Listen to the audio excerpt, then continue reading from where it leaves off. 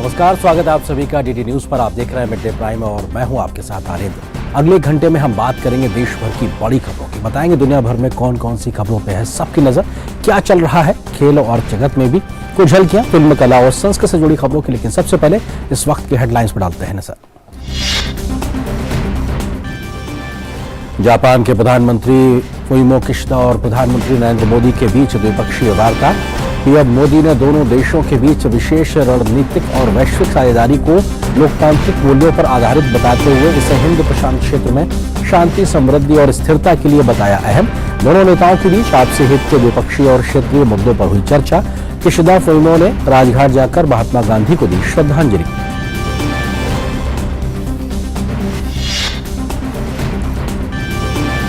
संसद के दोनों सदनों में गतिरोध बरकरार। सत्ता पक्ष राहुल गांधी से माफी की मांग पर अड़ा। लोकसभा अध्यक्ष ने सदन में नारेबाजी पर जताई नाराजगी।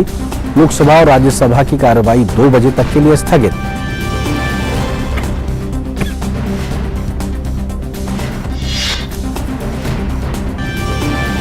भाजपा नेता और केंद्रीय मंत्री हरदीप पुरी ने राहुल गांधी पर सियासी हमला किया। कहा, विदेश में देश का नाम बदनाम करने की हुई कोशिश, देश के सामने माफी मांगे राहुल गांधी।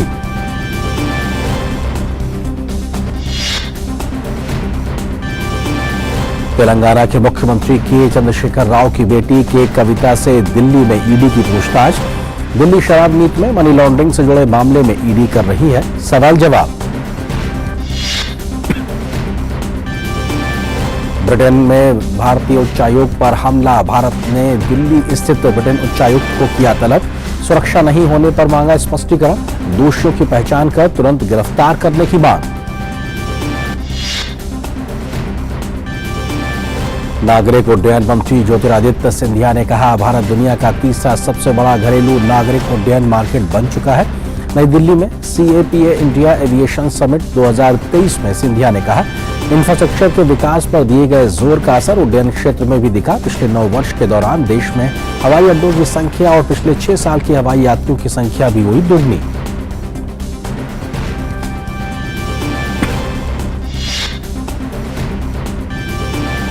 G20 के तहत आज से नागपुर में सिविल 20 की बैठक। वहीं अमृतसर में श्रम 20 सम्मेलन में अब तक श्रमिकों से जुड़े कई मुद्दों पर बातचीत। कोयम्बटूर में भी G20 यंग एम्बेसडर समिट का हो रहा है आयोजन।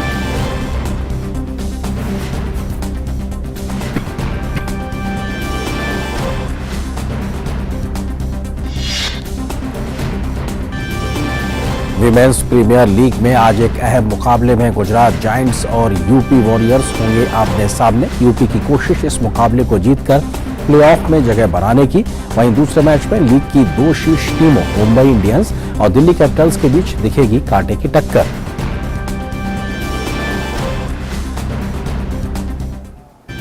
और हेडलाइंस के बाद मिड डे प्राइम में अब सबसे पहले आज की बड़ी खबर पर डालते हैं नजर।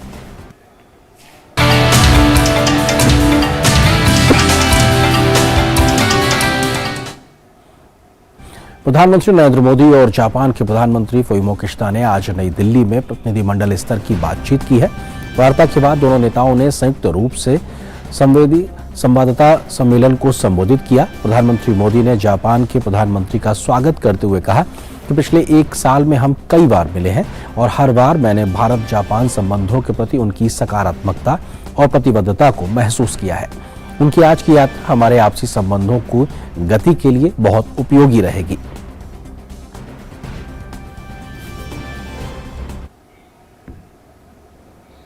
प्रधानमंत्री किशिदा और मैं कई बार मिले हैं और हर बार मैंने भारत जापान संबंधों के प्रति उनकी पॉजिटिविटी और प्रतिबद्धता को महसूस किया है। इस साल भारत G20 की अध्यक्षता कर रहा है और जापान G7 की। आज मैंने प्रधानमंत्री किशिदा को भारत की G20 अध्यक्षता की प्राथमिकताओं के बारे में विस्तार से बताया। हमारी G20 अध्यक्षता का एक महत्वपूर्ण स्तंभ ग्लोबल साउथ की प्राथमिकताओं को आवाज देना है। वसुधैव कुटुंबकम को मानने वाली संस्कृति सभी को साथ लेकर चलने में विश्वास रखती है। प्रधानमंत्री ने कहा कि हमारी मुलाकात एक और कारण से भी विशेष है। इस साल भारत G20 की अध्यक्षता कर रहा है और जापान G7 की, इसलिए हम अपनी प्राथमिकताओं और हितों के साथ मिलकर काम करने का यह उत्तम अवसर है। आज मैंने प्रधानमंत्री किशिदा को भारत की G20 अध्यक्षता की प्राथमिकताओं के बारे में विस्तार से जानकारी दी है। आज हमारी बातचीत में हमने द्विपक्षीय संबंधों में हुई प्रगति की समीक्षा की। हमने रक्षा उपकरण और टेक्नोलॉजी सहयोग, व्यापार, स्वास्थ्य और डिजिटल साझेदारी पर विचारों का आदान प्रदान किया। सेमीकंडक्टर और अन्य क्रिटिकल टेक्नोलॉजीज में विश्वस्त सप्लाई चेन्स के महत्व पर भी हमारे बीच सार्थक चर्चा हुई। इस मौके पर जापान के प्रधानमंत्री फुमियो किशिदा ने बताया कि उन्होंने प्रधानमंत्री मोदी को G7 हिरोशिमा शिखर सम्मेलन में औपचारिक रूप से आमंत्रित किया है और इस मौके पर ही मेरा निमंत्रण तुरंत उन्होंने स्वीकार कर लिया। I will announce my new plan on free and open Indo-Pacific or FOIP at a lecture event hosted by the ICWA. It gives me a great pleasure to be able to unveil my new vision on the soil of India, which is our indispensable partner in realizing FOIP. I am looking forward to welcoming Prime Minister Modi in Hiroshima in May and to once again visiting India on the occasion of G20 New Delhi Summit. वहीं इससे पहले Japan के प्रधानमंत्री Fumio Kishida ने Hyderabad house में प्रधानमंत्री नरेंद्र मोदी से मुलाकात की। इस मौके पर पीएम मोदी ने गर्मजोशी से फुमियो किशिदा का स्वागत किया।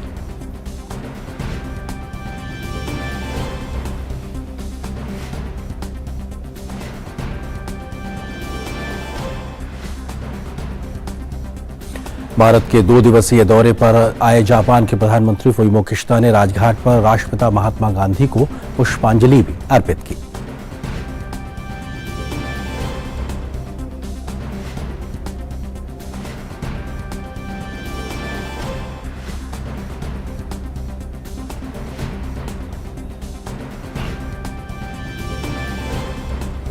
जापान के प्रधानमंत्री फुमियो किशिदा ने आगंतुक पुस्तिका पर अपने विचार भी साझा किए जब उन्होंने राजघाट का दौरा किया।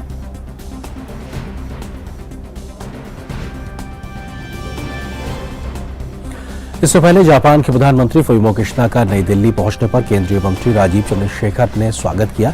इस मौके पर कलाकारों ने नृत्य के जरिए उनका स्वागत भी किया।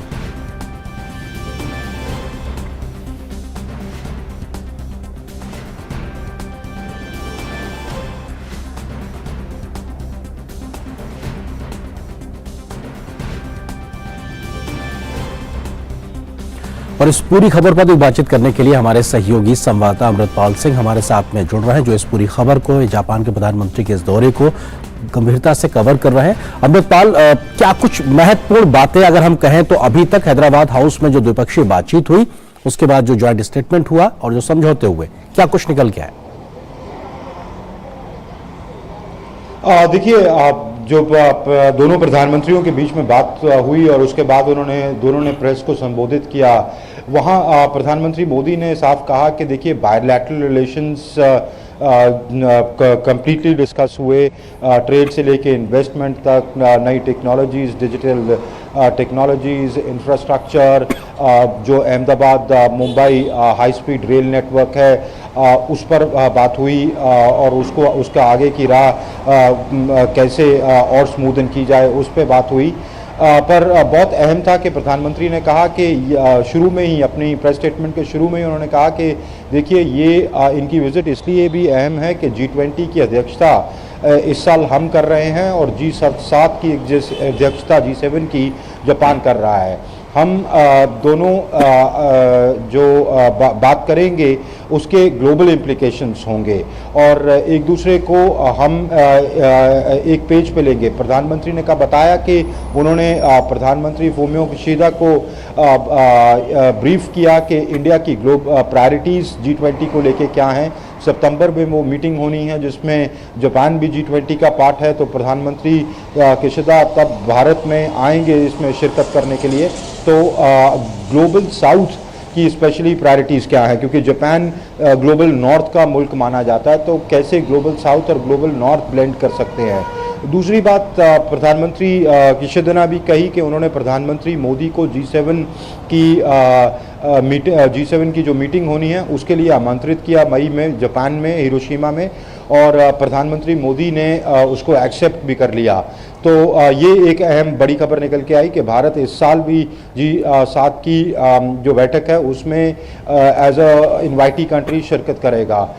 दोनों देशों ने बात की कि इंडो पैसिफिक किस लिहाज से ज़रूरी है और उसमें कोऑपरेशन पर उन्होंने अपनी मंशा जताई। वहीं प्रधानमंत्री किशिदा ने कहा कि आरेंद्र कि मैं आज अपना जो इंडो पैसिफिक प्लान है उसको अनवेल करूंगा, और वो कह रहे थे कि उन्हें बहुत खुशी है कि वो भारत में अपना प्लान अनवेल कर रहे हैं। याद करें कि ये जब आइडिया इंडो पैसिफिक का आया था, ये कॉन्फ्लुएंस ऑफ टू सीज की जो तब के तत्कालीन प्रधानमंत्री थे जापान के शिंजो आबे, उन्होंने जब भारतीय संसद को एड्रेस किया था कॉन्फ्लुएंस ऑफ टू सीज की बात की थी, तब इंडो पैसिफिक का आइडिया जर्मिनेट हुआ था। और आज जापान के मौजूदा प्रधानमंत्री अपनी इंडो पैसिफिक पॉलिसी आके भारत में अनवेल करते हैं, तो जिसे अंग्रेजी में कहते हैं कि it has come a full circle. So उस लिहाज से ये जो आज की वार्ता थी या बातचीत थी ये बहुत अहम रही। जी आरिंदर जी अमृतपाल, क्योंकि हमने देखा कि जापान के प्रधानमंत्री के जो उनका संबोधन था उसमें इंडिया के नॉर्थ ईस्ट में डेवलपमेंट को लेकर भी स्पेशल तरीके से जिक्र निकल के आया। निश्चित तौर से जापान एक बड़ा रोल अदा भी कर रहा है। किस तरह से सेक्टर वाइज प्रायोरिटीज वाइज हम देखेंगे कि जापान का सहयोग भारत को आगे बढ़ाने में मदद करता नजर आएगा? देखिए, डेवलपमेंटल पार्टनरशिप्स में, इंफ्रास्ट्रक्चर में, कनेक्टिविटी में, चाहे वो रेल नेटवर्क्स हों, रोड नेटवर्क्स हों, इंफ्रास्ट्रक्चर हो, जापान की बहुत सारी कंपनीज और जापान की सरकार, जापान की एड एजेंसीज यहाँ काम कर रही हैं। प्रधानमंत्री किशिदा ने आज मेंशन भी किया कि नॉर्थ ईस्ट की कनेक्टिविटी को हम कमिटेड हैं। भारत की अगर भारत जापान की आप बात करें तो प्राइवेट पब्लिक पार्टनरशिप, दोनों सरकारी और प्राइवेट पार्टनरशिप 5 ट्रिलियन येन की इन्वेस्टमेंट है, और इसको बात भी की आज इसके बारे में प्रधानमंत्री मोदी ने अपनी प्रेस स्टेटमेंट में। और इसको आगे कैसे बढ़ाया जाए, मतलब सिर्फ ट्रेड की बात नहीं कर रहे हैं हम, यहाँ इन्वेस्टमेंट की बात कर रहे हैं। आपकी दिल्ली मेट्रो से लेके आपकी पहली जो कार बनी हिंदुस्तान में एम्बेसडर के बाद जो फॉरेन स्मॉल कार बनी वो मारुति बनी, जो सुजुकी के साथ कोलैबोरेशन थी। तो आपकी आज भी बहुत सारी जापानीज एड कंपनीज हैं जो यहाँ पे डेवलपमेंट में इन्वेस्टेड हैं। तो क्लियरली इसके बारे में जब दोनों देशों की बात हुई तो उन्होंने इस पे ये मंशा जताई कि ये रिलेशनशिप बहुत अच्छा, ये कोलैबोरेशन बहुत अच्छे तरीके से चल रही है, इसमें और इसको और बढ़ाने का स्कोप है। और उसी कड़ी में प्रधानमंत्री किशिदा ने ये बात कही कि हम इंफ्रास्ट्रक्चर को लेकर कमिटेड है। Mumbai Ahmedabad high rail network उसी की एक कड़ी है कि कैसे जापान इन्वेस्टेड है इस रिलेशनशिप के, खास करके इंफ्रास्ट्रक्चर के क्षेत्र में। बिल्कुल, ये बहुत महत्वपूर्ण विजिट जापान के प्रधानमंत्री की, और निश्चित तौर से इंडो पैसिफिक को लेकर जो उन्होंने प्लान को बताने का जिक्र किया है वो भी अपने आप में बेहद महत्वपूर्ण होगा। आपसे आगे भी हम जुड़ते रहेंगे, जानकारी हासिल करते रहेंगे। फिलहाल शुक्रिया आपका अमृतपाल सिंह इस खबर पर हमारे साथ जुड़ने के लिए, बातचीत करने के लिए। और यहाँ पर एक छोटे से ब्रेक के लिए रुकते हैं, बहुत जल्द हाजिर होते हैं मिड डे प्राइम में और खबरों से आपको रूबरू कराएंगे।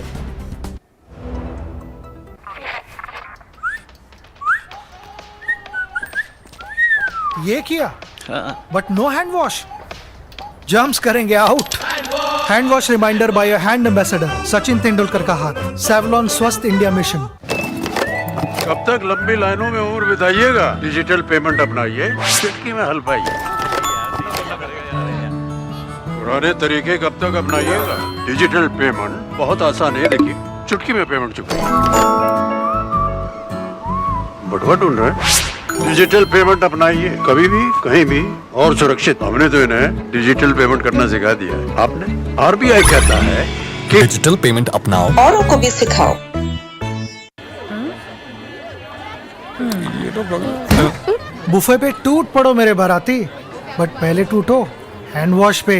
Enjoy hand wash reminder by your hand ambassador Sachin Tendulkar का हाथ, सेवलॉन स्वस्थ इंडिया मिशन। और ब्रेक के बाद रुक करते हैं इस वक्त कुछ और ताजा तरीन खबरों की ओर।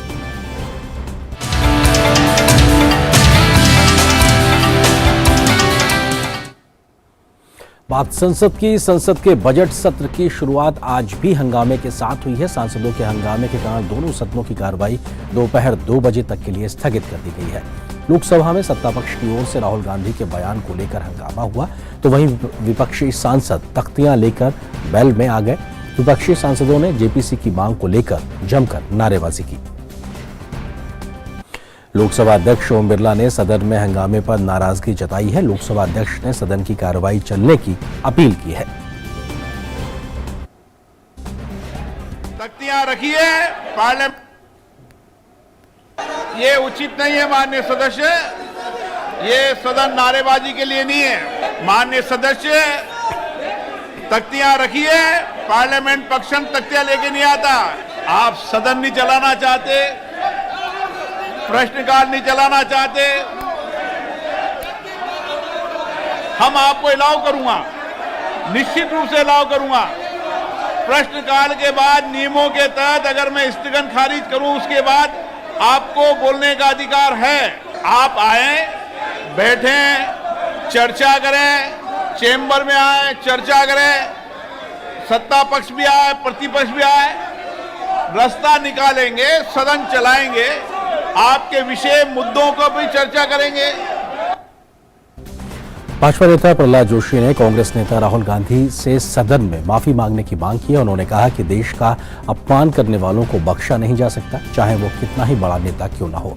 साथ ही उन्होंने कहा कि देश का अपमान करना कांग्रेस और राहुल गांधी की पुरानी परंपरा रही है। Supreme Court has constituted a committee. They are trying to unnecessarily disrupt the parliament, which is not good. माफी मांगना चाहिए ना, माफी नहीं मांगते हैं तो कैसे चलेगा। अभी एज ऑन फ्राइडे तक तो है, बाकी बाद में देखेंगे। संसद के दोनों सदनों में गतिरोध बरकरार है। डीडी न्यूज ने जब केंद्रीय मंत्री अश्विनी चौबे से यह पूछा कि आखिर सत्ता पक्ष क्यों नहीं सदन चलाने की पहल कर रहा, तो अश्विनी चौबे ने कहा कि हमारे लिए राष्ट्र सर्वोपरि है। राहुल गांधी ने विदेशों में राष्ट्र का अपमान किया है, उन्हें माफी मांगनी ही होगी। हमारे संवाददाता राजेश राज ने संसद में केंद्रीय मंत्री अश्विनी चौबे से खास बातचीत की। राज्यसभा की कार्यवाही संसद सत्र के बजट हिस्से के दूसरे हफ्ते में भी सोमवार को बाधित हो रही है और हमारे साथ इस मुद्दे पर बातचीत करने के लिए केंद्रीय वन एवं पर्यावरण राज्य मंत्री अश्विनी चौबे हैं। चौबे जी, कैसे देखते हैं सत्ता पक्ष राहुल गांधी से माफी और विपक्ष जेपीसी, क्या ये टूटेगा नहीं गतिरोध? कि जिस प्रकार से राहुल गांधी ने पूरे देश की इज्जत को, देश को कलंकित करने का काम किया है, उनको आकर के माफी मांगना ही चाहिए। और अगर वो माफी नहीं मांगते हैं तो निश्चित रूप में देश की जनता तो उनको खदेड़ेगी। जब वक्त आएगा तो उस समय वो खदेड़े जाएंगे और ये देशद्रोहियों के श्रेणी में जाने जाएंगे। लेकिन क्या बीच का रास्ता कुछ निकालना नहीं चाहिए? फाइनेंस बिल लटका हुआ है, कई विभागों पर चर्चा होनी है, तो बीच का रास्ता सत्ता पक्ष को भी निकालना चाहिए। भाई, सत्ता पक्ष के बीच की रास्ता, हम देश मेरे लिए महान है। अगर देश का, हमारे लिए, अगर देश के बारे में अगर कोई इस प्रकार का गलत बयानी करता है तो हम निश्चित रूप से हम उसकी निंदा करेंगे, उसको झुकाएंगे। क्यों नहीं? उन्होंने अगर ये गलत शब्द कह दिया, जिसको जो मन में आए लोकतंत्र के बारे में, अरे भारत का लोकतंत्र तो इतना मजबूत है कि आज दुनिया इस बात को लोहा मान रहा है। ये राहुल गांधी के कहने से होगा। राहुल गांधी जाके देश को बदनाम कर रहे हैं। आखिर क्या चाहते हैं? ये जो वंश परंपरावादी पार्टी आज है, सचमुच में ये वंशवाद, परिवारवाद और भ्रष्टाचार इस देश में नहीं चलेगा। जो है अमूमन हाय तौबा मचाता है, लेकिन इस बार सत्ता पक्ष के लोग सदन में अवरोध पैदा कर रहे हैं। लगता नहीं है कि एक नई परंपरा? सत्ता पक्ष के लोगों ने अवरोध नहीं, सत्ता पक्ष के लोगों को स्पष्ट ये है कि पहला देश, फिर हम, फिर संगठन और फिर हम। तो पहले देश के बारे में जो गंदी बात कर, ओछी बात करने वाला, उसको तो सदन में माफी मांगना ही पड़ेगा। चलिए, बहुत शुक्रिया। अश्विनी कुमार चौबे जो केंद्रीय मंत्री हैं और उनका साफ तौर पे कहना है कि राहुल गांधी ने जिस तरीके से देश का अपमान किया है, उन्हें बिल्कुल माफ़ी मांगनी चाहिए और माफ़ीनामे से नीचे कुछ भी कबूल नहीं है। कैमरामैन भीम सिंह के साथ संसद भवन परिसर से मैं राजेश राज, डीडी न्यूज़ के लिए। भाजपा नेता राकेश सिन्हा ने आज कांग्रेस नेता राहुल गांधी से सदन में माफी मांगने को कहा है। उन्होंने कहा कि देश में इस परंपरा को तवज्जो नहीं दी जा सकती जिसमें आप विदेशों में जाकर देश की गरिमा को धूमिल करें। देश राहुल गांधी को अपमान के लिए कभी माफ नहीं करेगा। जिस किसी प्लेटफॉर्म से मर्यादाहीनता होती है और नई पीढ़ी को के रास्ते को भटकाया जाता है और उसके कारण से देश के सौहार्द को पर प्रश्न उठता है, उस प्लेटफॉर्म पर सवाल खड़ा होता है। मुझे लगता है कि सूचना प्रसारण मंत्री जी ने, अनुराग ठाकुर जी ने ठीक ही कहा कि ऐसे प्लेटफॉर्म पर कुछ एक तरह से सेंसर करने की जरूरत है कि इस प्लेटफॉर्म का दुरुपयोग इस प्रकार से ना हो कि हमारी नई पीढ़ी भटकती रहे। और दूसरी बात है कि बरगलाने के साथ साथ उस प्लेटफॉर्म से मर्यादाहीनता को बढ़ावा मिले। वहीं इससे पहले केंद्रीय मंत्री हरदीप सिंह पुरी ने राहुल गांधी के हालिया बयानों को लेकर उनकी आलोचना की है। प्रेस वार्ता को संबोधित करते हुए हरदीप सिंह पुरी ने कहा कि राहुल गांधी ने लंदन में देश के लोकतंत्र, मीडिया और न्यायपालिका पर जो सवाल खड़े किए हैं उस पर उन्हें देश से माफी मांगनी चाहिए। उन्होंने कई बातें ऐसी कही जिसपे कुछ लोगों ने कमेंट किया है, पर मुझे लग रहा है कि the full import of those statements has not really been understood. One of the statements he's made is that we are facing, and I'm quoting, quote, we are facing an attack on the basic structure of Indian democracy. In the constitution, India is defined as a union of states, and that union requires a negotiation. And then he goes on to compare the Indian Union with the European Union. उन्होंने कहा कि राहुल गांधी ने विदेशी ताकतों को भारत के आंतरिक मामलों में हस्तक्षेप करने के लिए उकसाया है। इसके लिए उन्हें देश से माफी मांगनी चाहिए। राहुल जी गए थे यूनाइटेड किंगडम, तो उन्होंने कई बातें ऐसी कही जिसपे कुछ लोगों ने कमेंट किया है, पर मुझे लग रहा है कि the full import of those statements has not really been understood. One of the statements he's made is that we are facing, and I'm quoting, quote, we are facing an attack on the basic structure of Indian democracy. In the constitution, India is defined as a union of states, and that union requires a negotiation. Not just a flawed understanding. Is he playing to an agenda? But he should come clean. And to begin with, I think you need closure, and the closure will only come if he apologizes. And he should apologize categorically, unequivocally. An apology doesn't come in the form of, oh, मैंने ये नहीं कहा, मेरे आपने ये समझ लिया, मैं कह कुछ और रहा था, etc. etc. हरदीप सिंह पुरी ने आपातकाल पर हमला बोलते हुए कहा कि इंदिरा गांधी की सरकार के समय नागरिकों की स्वतंत्रता पर अंकुश लगाया गया था। This gentleman took an oath as a member of parliament, and that oath has some very clear language in it, very clear language in it. I find his personal attacks require at least two comments. One, what has his party been associated with? I cited to you 1975, the imposition of the emergency.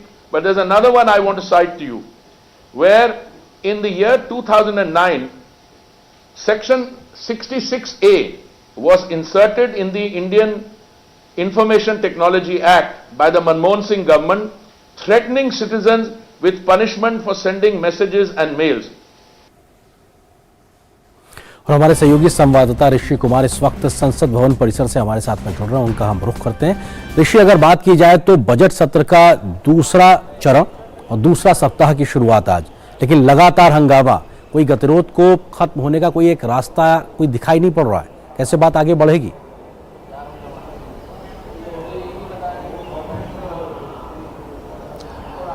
हाँ बिल्कुल अरेन, जैसा कि आपने कहा कि budget सत्र के दूसरे भाग के दूसरे सप्ताह का जो पहला दिन है वो निश्चित तौर से ऐसा ही लग रहा है कि जो अब तक गतिरोध की वस्तुस्थिति थी वैसा ही अनवरत जारी रहने की संभावना कम से कम आज तो दिखाई दे रही है। कोशिश यहाँ पर की जा रही है सभापति के द्वारा, चाहे लोकसभा अध्यक्ष की बात करें, उन्होंने तो आज हाउस में कहा भी कि आप लोग सदन को चलने दें और जो भी आपके इश्यूज़ हैं अगर कोई बीच का रास्ता निकाल कर उसको एड्रेस करना है और उसके लिए आप दोनों अगर बैठना चाहते हैं तो उन्होंने एक ऑफ़र तक दिया कि आप चैम्बर में आएँ और इसके लिए बातचीत का रास्ता निकालें।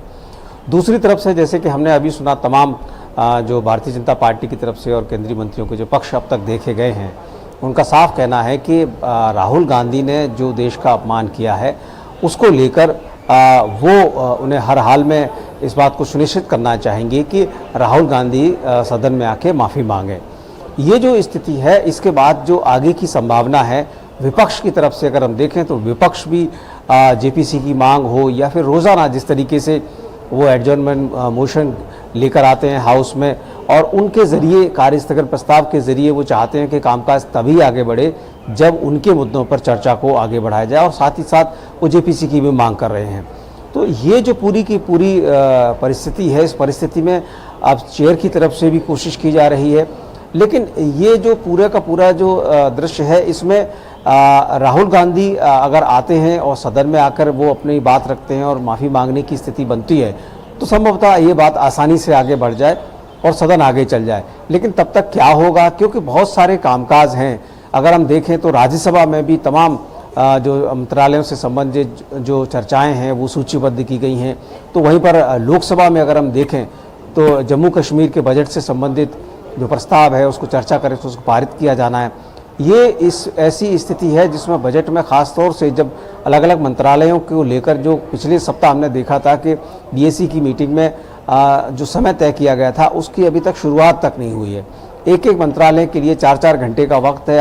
हम आपको रोकना चाहेंगे, एक सीधी तस्वीरें इस वक्त बड़ी चर्चा से प्रेस कॉन्फ्रेंस की आ रही है। हम सीधे रुख करते हैं दिल्ली स्थित बीजेपी मुख्यालय पे, जहां पर एक प्रेस वार्ता को संबोधित किया जा रहा है। Attacks through the media against the Archbishop who has spoken. So it's in this context that we thought that we should meet the media and brief and place the put the point of view of Bharatiya Janata Party before on the table. First of all, I would like to welcome on behalf of Bharatiya Janata Party the statement of the Tellicherry Archbishop Sri Joseph Pamplani, wherein he has said that BJP is not untouchable, and for the cause of farmers we are ready to hold discussion with the Government of India. The simple fact that Bharatiya Janata Party is in Government of India doesn't bar us from holding any discussions with the Government of India. So I welcome this statement of his, wherein he has specifically mentioned there is no untouchability. Church doesn't practice untouchability with any political party. So the church is ready to discuss, church is ready to confabulate with any party or the government. Now my point is, I am surprised that why the Congress and the CPM in Kerala is so worried about such a stand taken by the Archbishop of Kerala. First of all, he was speaking in a function which was predominantly of the farmers, organized by the layman of the Christian community, the Catholica Congress. But it was predominantly a farmer activity, a congregation, and he specifically mentioned that I am speaking on behalf of the farmers. And the farmers have requested me to put this point, to articulate it before the public, that the farmers will be ready to support any party who will work for the welfare of the farmers. But we have seen earlier also, this is not the first time that such a thing is happening. A few months ago, there was a statement by the another Archbishop of Kerala, the Bishop of Pala, when he mentioned about the narcotic jihad. He said that more than the love jihad, narcotic jihad is also badly affecting the Christian community. So one should be beware of such trends and tendencies that is happening. He spoke in a function of the church. It was not a public program. But then that speech came out. Again, there was vehement criticism against the bishop. So, whether it is the Pala bishop or it is the Tellicherry bishop, Christian leaders, do the CPM and Congress say that they don't have the freedom to express their views. They don't have the authority, they don't have the right for expression of their views. Freedom of speech is denied to Christian bishops because they are either Christian bishops or their views indirectly support the government of India. So this is a ridiculous situation that we are seeing in Kerala, that the CPM and Congress say that we are for the minorities, we are for freedom of speech. But when a Christian leader, when a Christian bishop, he speaks out something, he speaks some facts which indirectly may be favorable to the government of India, then they pounce upon him.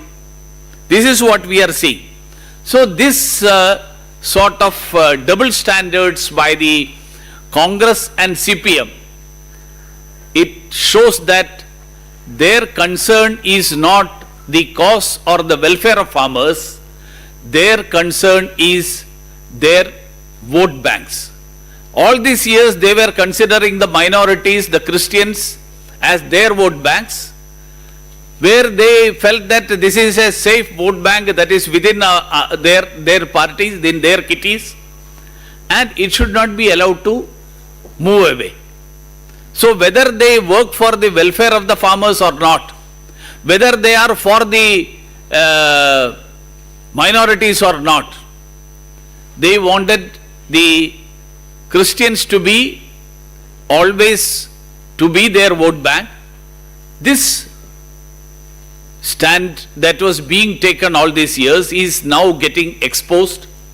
So I am here today, one, to welcome the stand taken by the Tellicherry bishop. Second, to expose this criticism wherein the Christian bishops are not allowed to express their views free and frankly. So yesterday, the whole day, the Kerala media, yesterday and today, some of the national media, other medias also have given the coverage of that there is a vehement criticism against these bishops who speak in favor of their community's welfare, in favor of the farmers, and indirectly it is favorable to the government of India.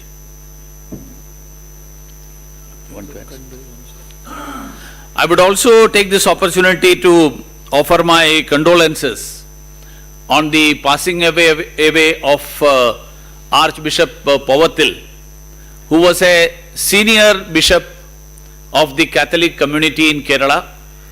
He was the Changanasheri bishop, he was the president of the Catholic Bishops Conference of India, as well as the Kerala Bishops Council of Kerala.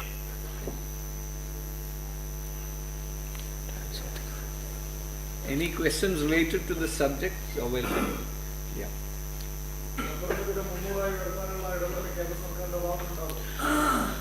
അതായത് ഈ വിഷയം ഞാൻ നേരത്തെ പറഞ്ഞതുപോലെ കേരളത്തിൽ മലയോര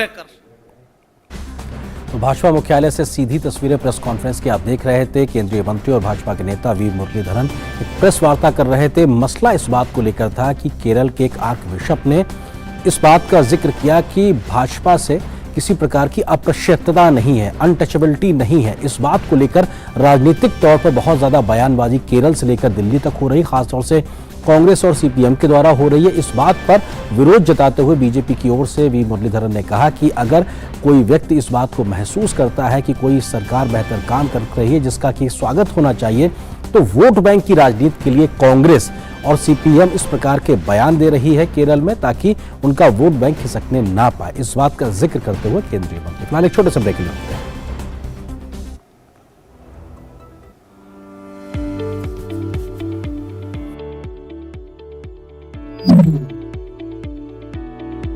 आज सुबह सुबह दुकान छोड़कर कहाँ जा रहे हो? मैं चला फूड सेफ्टी का लाइसेंस बनवाने। अब ये कौन सा नया लाइसेंस आ गया? नया नहीं भाई, बहुत जरूरी लाइसेंस है। ये लाइसेंस अब सभी खाद्य सामग्री का व्यापार करने वालों के लिए अनिवार्य है। परंतु मेरी दुकान और काम तो बहुत छोटा है, फिर भी मुझे ये लाइसेंस बनवाना पड़ेगा। तुमने बिल्कुल सही सवाल पूछा है। जिनका सालाना व्यापार 12 लाख रुपए से कम है, उनके लिए रजिस्ट्रेशन की सुविधा है, और वो भी सिर्फ 100 रुपए के मामूली से शुल्क पर।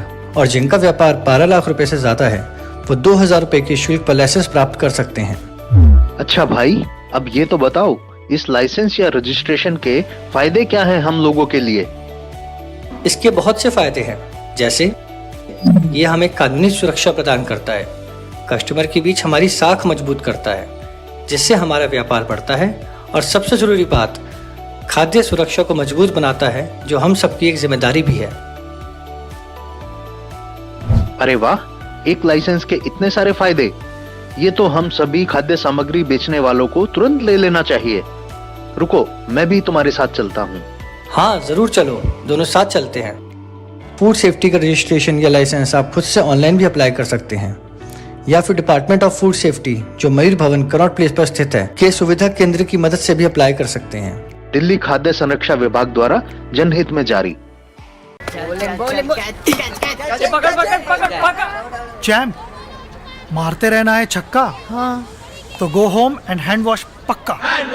Hand wash reminder by your hand ambassador Sachin Tendulkar का हाथ। सेवलॉन स्वस्थ इंडिया मिशन।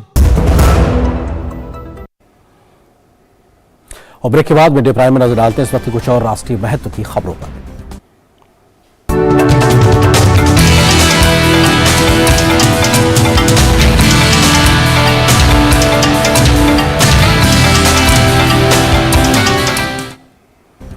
प्रधानमंत्री नरेंद्र मोदी चीनी नागरिकों के बीच भी बेहद लोकप्रिय हैं। वे उन्हें मोदी लाओशियन निकनेम से बुलाते हैं। लाओशियन शब्द का इस्तेमाल ऐसे व्यक्ति के लिए होता है जो अजेय हो और जिसके पास विशेष क्षमता हो। ऐसे दौर में जबकि भारत और चीन के रिश्ते सहज नहीं है, मोदी की चीनियों के बीच लोकप्रियता और भी मायने रखती है। अमेरिका की रणनीतिक मामलों की पत्रिका द डिप्लोमैट में प्रकाशित लेख चीन में भारत को कैसे देखा जाता है, उसमें कहा गया है कि चीनियों के बीच भारतीय पीएम की काफी लोकप्रियता है। इंटरनेट मीडिया पर वे उन्हें मोदी लाओशियन नाम से पुकारते हैं। चीनी नागरिक मानते हैं कि मोदी अन्य नेताओं की तुलना में अद्भुत हैं, हटकर हैं।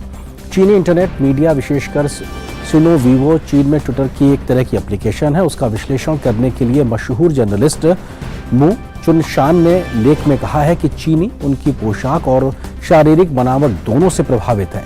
चीनी मानते हैं कि मोदी की कई नीतियां भारत की पिछली नीतियों से अलग हैं। अधिकांश चीनी महसूस करते हैं कि प्रधानमंत्री मोदी के नेतृत्व में भारत विश्व के प्रमुख देशों के बीच संतुलन बनाने में कामयाब हो रहा है। गौरतलब है कि सिना वीवो के 58.2 करोड़ से अधिक सक्रिय उपयोगकर्ता है, और ये अपने आप में जो विश्लेषण निकल के आया है, यह साफ तौर में मायने रखता है, क्योंकि प्रधानमंत्री मोदी की स्वीकार्यता, लोकप्रियता चीन के लोगों के बीच में एक बड़ी खबर है। अगली खबर की ओर बढ़ते हैं। दिल्ली आबकारी मामले पर तेलंगाना के मुख्यमंत्री की बेटी के कविता आज फिर से एक बार प्रवर्तन निदेशालय के सामने पेश हुई हैं।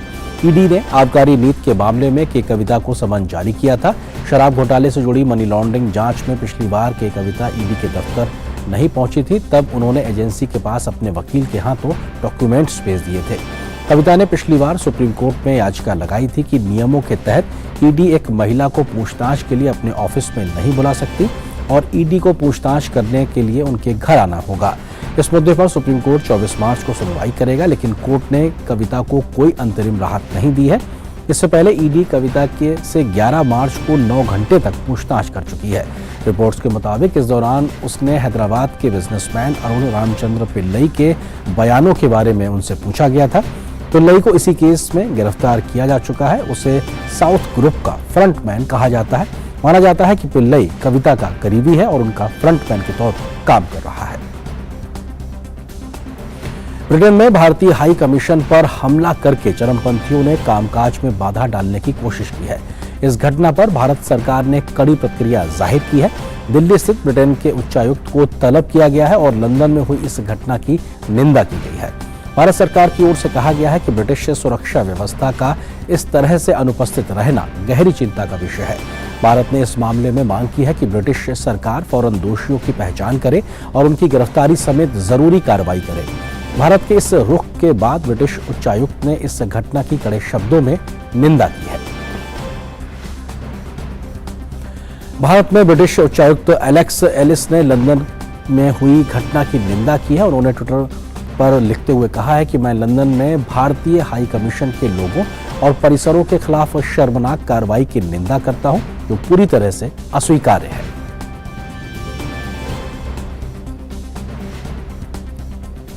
पंजाब में अलगाववादी अमृतपाल सिंह के खिलाफ सर्च ऑपरेशन जारी है। राज्य में कानून व्यवस्था को देखते हुए एक ताजा आदेश में राज्य में सभी मोबाइल इंटरनेट सेवाओं को कल दोपहर तक के लिए निलंबित कर दिया गया है। वारिश पंजाब दे संगठन के प्रमुख को पकड़ने के लिए पंजाब पुलिस और केंद्रीय सुरक्षा बल कई जगहों पर छापेमारी कर रहे हैं। कई जगहों पर सुरक्षा बलों ने फ्लैग मार्च भी निकाला है। और एक और छोटे से ब्रेक के लिए रुकते हैं।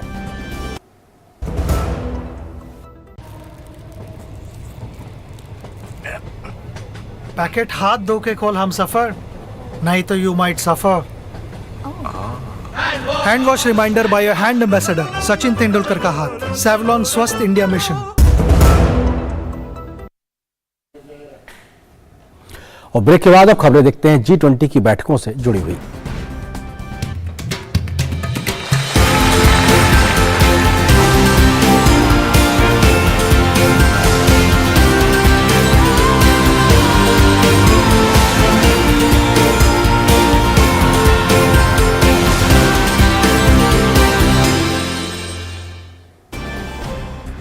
भारत की अध्यक्षता में G20 के अंतर्गत सिविल 20 इंडिया की बैठक आज से नागपुर में हो रही है। 2 दिन की इस बैठक में दुनिया भर के सामाजिक संगठनों को यह बताने का अवसर मिलेगा कि G20 के नेताओं से जनता की क्या अपेक्षाएं हैं।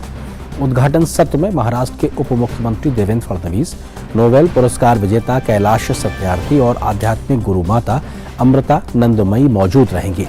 ये बैठक 2 दिन की है और इस दौरान सिविल सोसाइटी संगठनों, गैर सरकारी संगठनों के परिप्रेक्ष्य पर बातचीत होगी। स्वास्थ्य, पर्यावरण, कला और शिल्प जैसे मुद्दों पर चर्चा की जाएगी। बैठक में लगभग 250 प्रतिनिधि और 30 वक्ता भाग लेंगे। प्रतिनिधियों को 22 मार्च को नागपुर के पेंच बाग अभयारण्य और अन्य पर्यटन स्थलों को देखने का मौका भी मिलेगा।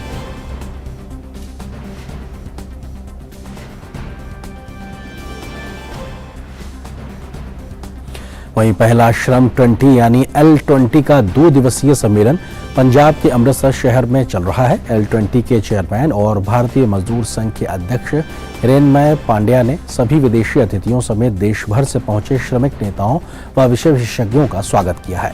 उन्होंने उम्मीद जताई है कि यह सम्मेलन श्रमिकों के ज्वलंत मुद्दों को हल करने में राह दिखाएगा। इसके अलावा श्रमिकों की सम्मानजनक आजीविका व रोजगार, अंतर्राष्ट्रीय स्तर पर श्रमिकों का पलायन, कौशल विकास व कर्मचारी और सरकार की जिम्मेदारी समेत श्रमिकों से जुड़े अन्य कई महत्वपूर्ण मुद्दों पर भी विस्तार से चर्चा की गई। भारतीय मजदूर संघ BMS भारत की G20 की अध्यक्षता के तहत L20 के पहले सम्मेलन के आयोजन से संबद्ध अग्रणी राष्ट्रीय श्रमिक संघ है। उधर तमिलनाडु के कोयम्बटूर स्थित Shri Krishna college of engineering and technology में G20 यंग एम्बेसडर समिट 2023 का आयोजन किया जा रहा है। केंद्रीय सूचना एवं प्रसारण राज्य मंत्री डॉक्टर एल मुरुगन ने सम्मेलन को संबोधित किया। G20 यंग एम्बेसडर समिट वैश्विक चुनौतियों पर चर्चा करने के लिए दुनिया भर के युवा नेताओं को एक मंच पर लाता है।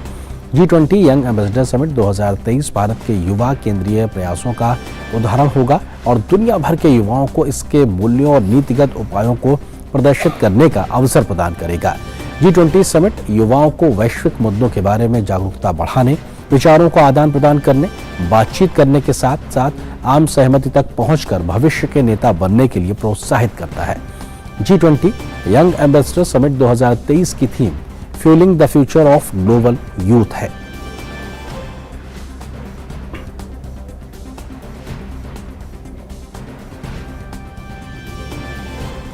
आगे बढ़ते हैं, देखते हैं हर जगत की आज क्या है बड़ी खबरें।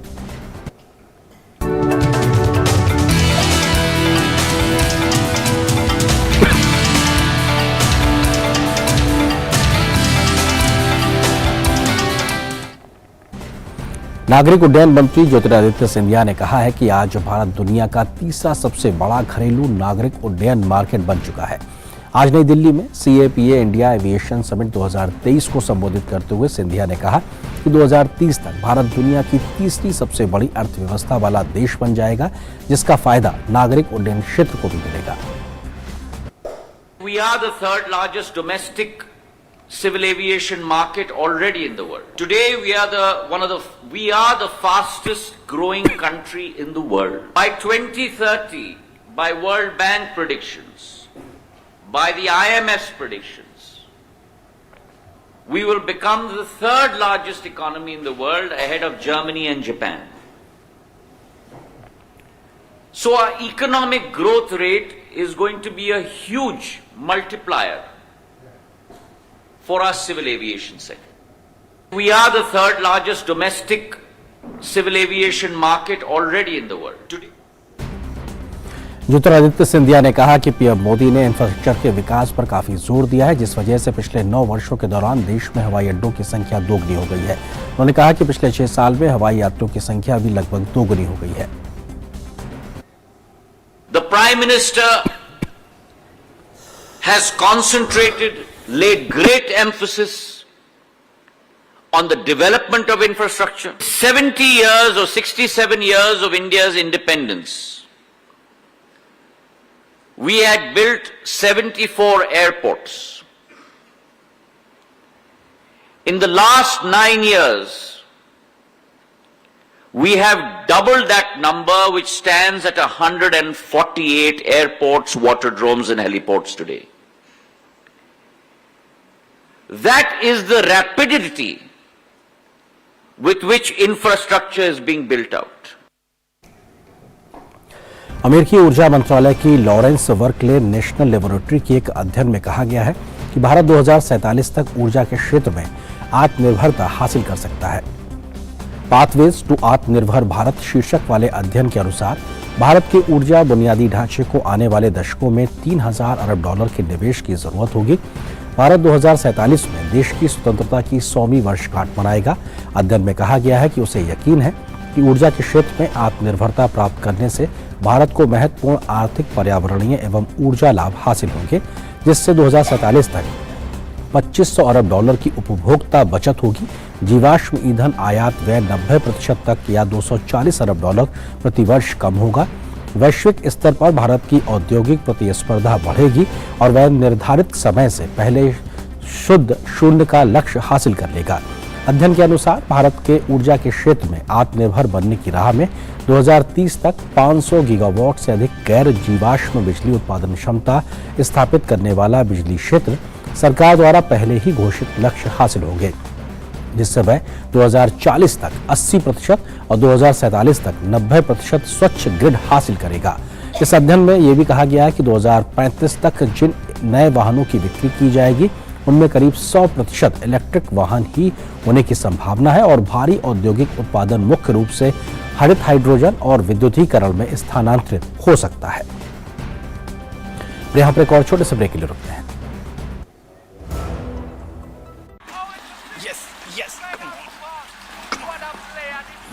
मैच में डूब गए और हैंड वॉश भूल गए। Hand wash reminder by a hand ambassador Sachin Tendulkar का हाथ। सेवलॉन स्वस्थ इंडिया मिशन।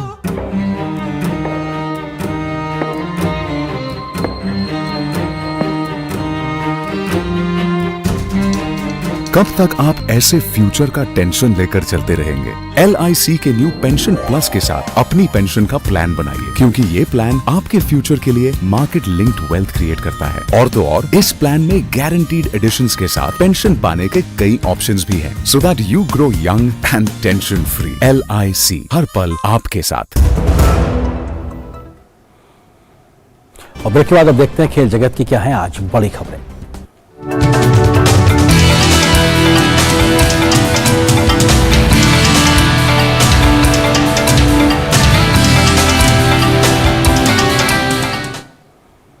और खेल प्राइम की खबरों को लेकर हमारे साथ मौजूद है मेरी सहयोगी सुचित्रा। सुचित्रा, क्या कुछ बड़ी खबरें अगर खेल के मैदान की बात की जाए तो? शुक्रिया आर्यन। सबसे पहले बात करते हैं WPL की। विमेंस प्रीमियर लीग में आज 2 मुकाबले खेले जाएंगे। पहले मुकाबले में गुजरात जायंट्स और यूपी वॉरियर्स आमने सामने होंगी। प्लेऑफ में जगह बनाने के लिहाज से ये मैच बेहद अहम है। 6 में से 3 मुकाबले जीतकर यूपी वॉरियर्स तीसरे पायदान पर स्थित है। ऐसे में यूपी की कोशिश इस मुकाबले को जीतकर अपनी स्थिति में सुधार करने की होगी। टूर्नामेंट में शीर्ष पायदान पर काबिज टीम फाइनल में पहुंच जाएगी। फाइनल में पहुंचने वाली दूसरी टीम का फैसला दूसरे और तीसरे स्थान पर रहने वाली टीम के बीच होने वाले एलिमिनेटर मैच के बाद होगा। वहीं आज दिन के दूसरे मुकाबले में मुंबई इंडियंस का सामना दिल्ली कैपिटल से होगा। दोनों टीमों के बीच इस मुकाबले में कांटे की टक्कर देखने को मिल सकती है। अंक तालिका में शीर्ष पर काबिज मुंबई इंडियंस और दूसरे स्थान पर मौजूद दिल्ली कैपिटल्स ने प्लेऑफ में स्थान पक्का कर लिया है। मुंबई इंडियंस का इस टूर्नामेंट में अब तक का सफर शानदार रहा है। टीम ने अब तक 6 मुकाबले खेले हैं, जिसमें से उसे 5 में जीत मिली है। वहीं दिल्ली कैपिटल्स ने इस टूर्नामेंट में अब तक 6 मैच खेले हैं, जिसमें से उसने 4 जीते हैं। एशियाई खो खो चैंपियनशिप आज से आसाम में शुरू हो रही है। ये टूर्नामेंट का चौथा संस्करण है जो 23 मार्च तक चलेगा। 4 दिन तक चलने वाली इस प्रतियोगिता में महिला और पुरुष वर्ग में कुल 17 टीम हिस्सा लेंगी, जिनके बीच प्रत्येक दिन 4 मुकाबले खेले जाएंगे। वहीं 23 मार्च को सेमीफाइनल्स और फाइनल मैच खेले जाएंगे। ISSF विश्व कप निशानेबाजी चैंपियनशिप का आयोजन भोपाल स्थित मध्य प्रदेश राज्य निशानेबाजी अकादमी में किया जाएगा। इसके मुकाबले 22 मार्च से शुरू होंगे। इस टूर्नामेंट में दुनिया भर से ओलंपिक पदक विजेता और विश्व चैंपियन सहित कुल 198 निशानेबाज हिस्सा लेंगे। भारत और चीन इस प्रतियोगिता में 37 निशानेबाजों के सबसे बड़े दल के साथ हिस्सा लेंगे। तो ये थी इस वक्त की खेल जगत से जुड़ी कुछ बड़ी खबरें। वापस चलते हैं आर्येंद्र के पास। शुक्रिया सुचित्रा, इन तमाम खबरों को हमारे साथ साझा करने के लिए। और आगे बढ़ते हैं और अब बारी है हमारे अगले सेगमेंट न्यूज लेंस की। आज से देश में 5वें पोषण पखवाड़ा की शुरुआत हो रही है। यह पोषण पखवाड़ा आगामी 3 अप्रैल तक चलेगा। बुलेटिन के आखिर में आपको छोड़ जाते हैं आज के न्यूज लेंस के साथ, जिसमें हम आपको जानने की क्यों मनाया जाता है पोषण पखवाड़ा और क्या है इसके उद्देश्य। आप देखिए पूरी खबर। मुझे मेरी पूरी टीम को दीजिए इजाजत। नमस्कार।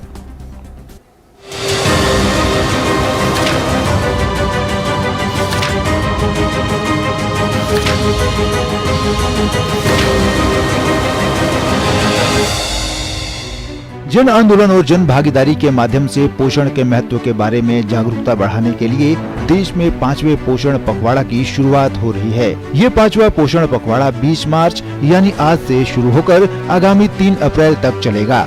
इस पोषण पखवाड़ा के तहत महिला एवं बाल विकास मंत्रालय द्वारा देश भर में विभिन्न कार्यक्रमों और गतिविधियों का आयोजन किया जाएगा।